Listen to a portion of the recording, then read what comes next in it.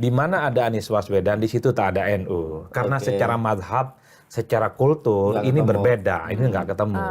Tapi kemudian kita lihat beberapa minggu yang lalu ini deklarasi gitu loh. PKB Muhaimin Iskandar nyatu dengan Anies Baswedan. Oke, dalam konteks itu saya ingin katakan, politik ini bukan soal kompromi elit. Mungkin pada level elit-elit PKB selesai. Karena di situ ada kepentingan supaya Muhaimin Iskandar bisa maju di 2024. Nah, supaya namanya ada di kertas suara. Supaya ada Gus Muhaimin di kertas suara 2024 dan masuk di situ ya di TPS. Sesederhana itu saja politik kita. Karena kalau kita bicara tentang kepentingan ideologi, bisa ditanya kepada siapapun, hasil riset, hasil survei, kemudian penelitian-penelitian kualitatif, ditanya kepada siapapun. Pemilih Anies ini nggak pernah ketemu dengan pemilih dari kalangan Nahdlatul Ulama.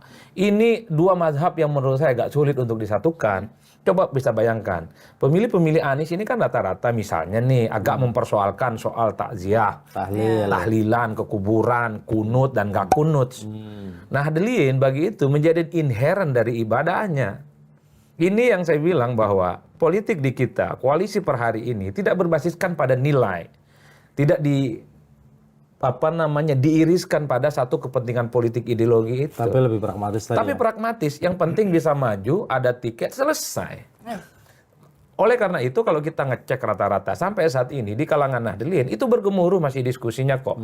Jangan hanya karena untuk kepentingan politik pragmatis, kepentingan politik jangka pendek, NU dibawa-bawa yang selama ini memang berhadapan-hadapan dengan pendukungnya Anies Baswedan. Artinya, Jadi sekalipun PKB ini menjadi bagian dari koalisinya Anies tidak menyelesaikan persoalan di bawah. artinya